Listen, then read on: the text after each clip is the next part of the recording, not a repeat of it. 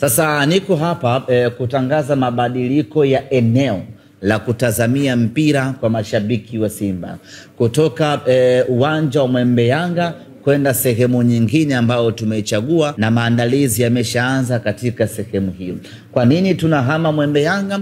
Kwa sababu kuna shughuli za kisiasa kesho katika wilaya ya Temeke na hususan katika eneo uwanja wa Mwembe Yanga. Kwa ili kuepusha shughuli mbili zenye kukutanisha watu wengi, Simba Sports Club tumeamua kuhamisha shughuli yetu ya big screen na kuipeleka katika eneo jingine. Kwa niko hapa kuambia kwamba big screen yetu ya kesho ambayo itawakutanisha mashabiki wote wa Simba kuangalia kwa pamoja ama kutazama kwa pamoja mechi yetu na Gaborone United itakwenda kufanyika katika fukwe za Coco almaarufu Coco Beach.